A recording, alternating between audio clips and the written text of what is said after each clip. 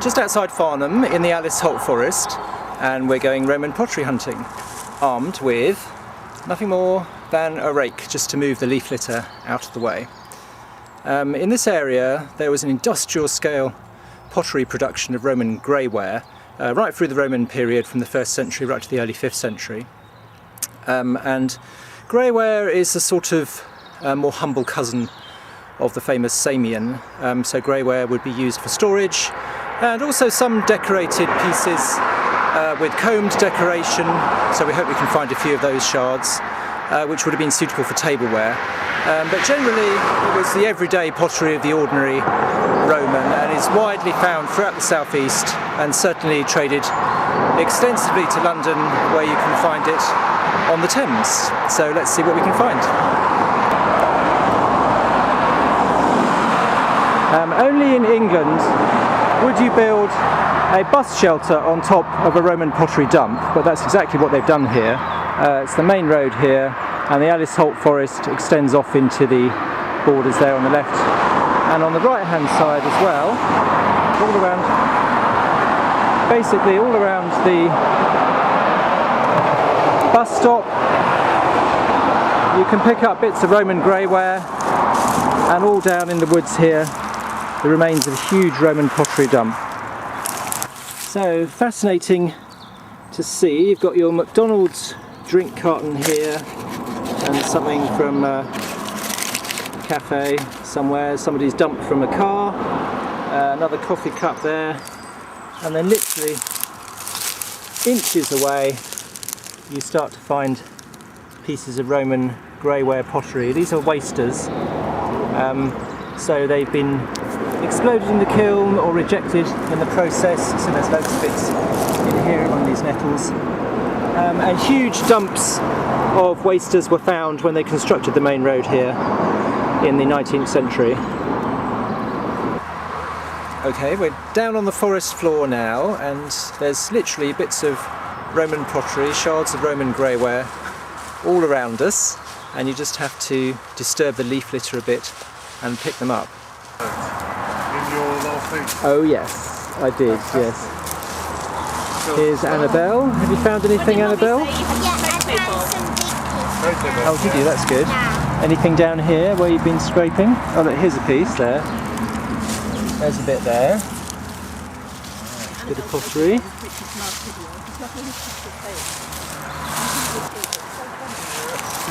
Right, let's do a bit of scraping around here, see what we can find. What's put down in the ground? Very thin. And here we go. There's bits of Roman pottery there. Greyware. I'm ready for my close-up now, Mr. DeMille.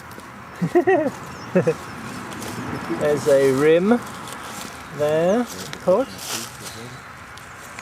Oh look, I should go to school. What did you find, Annabelle? I found all these. There we go. Very sick Greyware piece. pottery.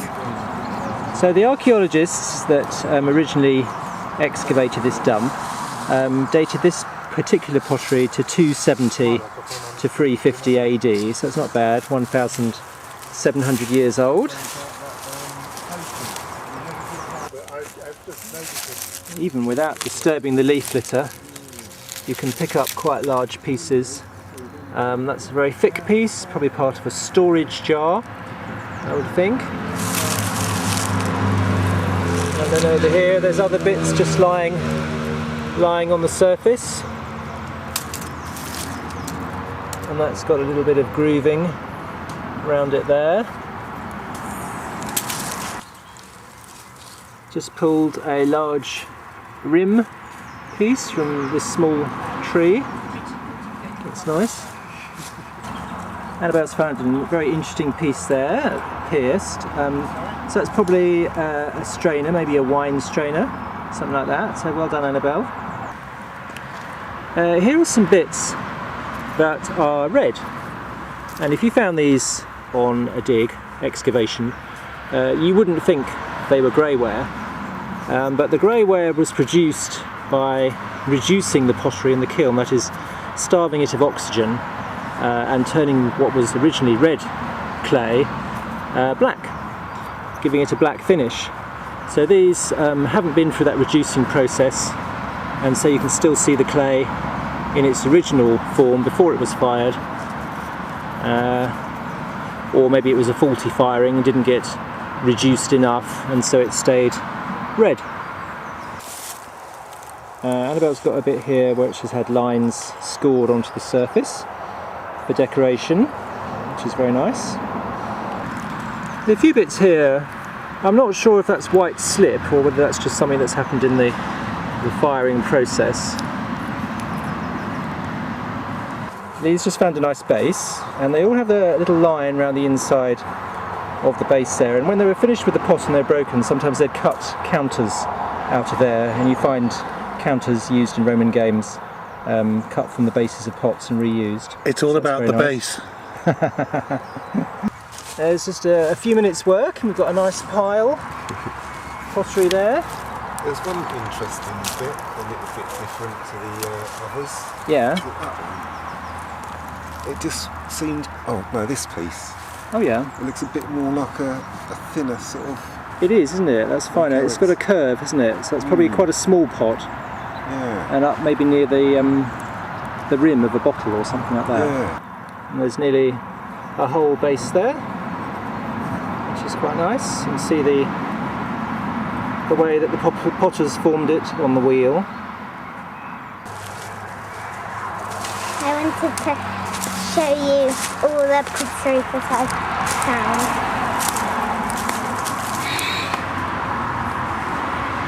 So yeah, I've got quite a few nice pieces here. It's a bit noisy because of the cars in the background, but got some nice edge pieces. And then this is my favourite piece, the holy piece that my dad may have already shown us. Here's a very nice decorated piece. You can definitely see the lattice work decoration, typical of Roman pottery, there on that piece. That's a nice shard to find.